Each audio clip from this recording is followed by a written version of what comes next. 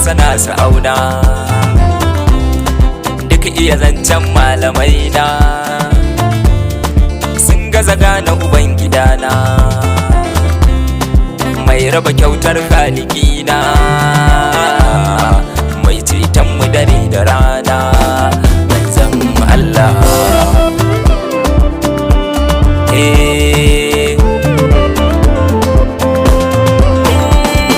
Shi aka siffanta da daha, shi aka ba duka wata fasaha, shi aka ba ummu abiha, kada aflaha man zarkaha,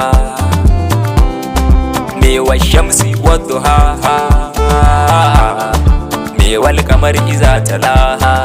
me alqur'ani